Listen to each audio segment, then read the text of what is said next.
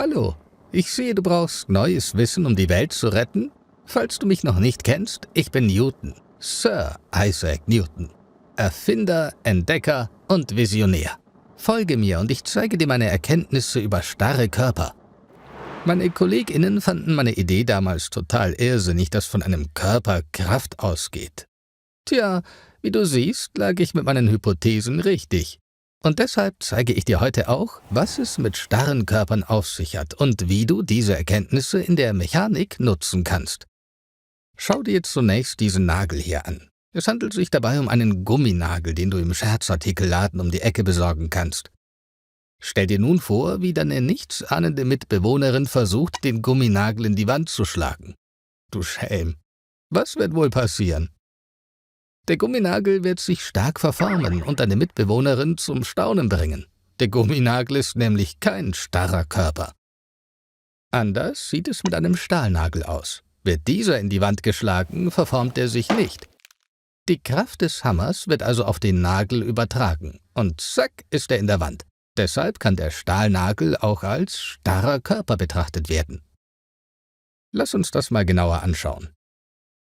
Objekte, die der Idee eines starren Körpers entsprechen, bestehen aus Punktemassen bzw. Atomen, die in kleinen festen Abständen zueinander angeordnet sind.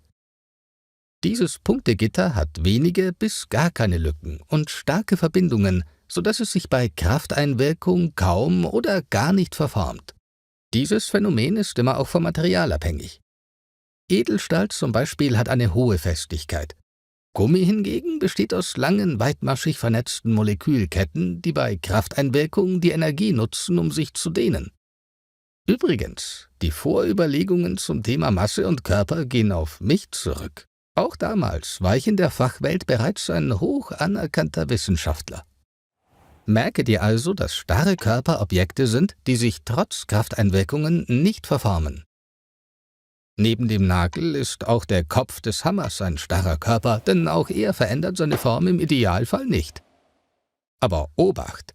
Auch bei vermeintlich starren Körpern findet in der Realität eine Verformung statt. Das kennst du bestimmt auch von Nägeln. Diese Verformung ist allerdings theoretisch so minimal, dass wir sie nicht oder nur kaum wahrnehmen können. Jetzt fragst du dich aber bestimmt, warum wir dann trotzdem so tun, als ob es diese starren Körper wirklich gäbe. Grund für die vereinfachte Annahme ist, dass die Realität viel zu komplex für unsere Berechnungen ist. Nehmen wir zum Beispiel mal die Rakoczbrücke bei Bad Muskau. Für die Sanierung des Fundaments dieses beeindruckenden Bauwerks wäre es einfach viel zu umständlich und aufwendig, alle Krafteinwirkungen zu betrachten. Das Konzept des starren Körpers hilft uns, schnell ausreichend genaue Berechnungen durchzuführen. Aber lass uns nun wieder zurück zu meinen theoretischen Ausführungen gehen. Die Grundsteine, die ich zu den Themen Kraft und Masse erforscht habe, sind auch für die sogenannten Grundgesetze der Starrkörperstatik relevant. Diese Gesetze werden auch Axiome genannt. Das von mir gerade beschriebene Modell des starren Körpers ist dabei für das erste und dritte Axiom relevant. Hier muss ein starrer Körper für die Betrachtung vorliegen. Die anderen beiden Axiome gelten auch für nicht starre Körper. Aber dazu mehr in den entsprechenden Videos. Ich habe mein Leben der Wissenschaft gewidmet und freue mich natürlich umso mehr, wenn meine Erkenntnisse zum Thema starre Körper jetzt auch der Weltrettung zugutekommen können. Hier nochmal in aller Kürze die wichtigsten Punkte dazu im Überblick. Starre Körper sind Körper, die sich unter Krafteinwirkung nicht verformen. Das liegt daran, dass ihre Massepunkte stets den gleichen Abstand haben. Aber Achtung, diese Annahme ist eine Vereinfachung. In der Realität verformt sich jeder Körper, zumindest minimal. Für die Berechnungen gehen wir aber davon aus, dass starre Körper keine Verformungen durch Krafteinwirkungen aufweisen. Starre Körper bilden außerdem die Voraussetzung für das Gleichgewichts- und Linienflüchtigkeitsaxiom. So, das war's erstmal von mir. Weitere meiner bahnbrechenden Erkenntnisse findest du in den Grundlagenvideos. Viele Grüße und bis bald, Newton.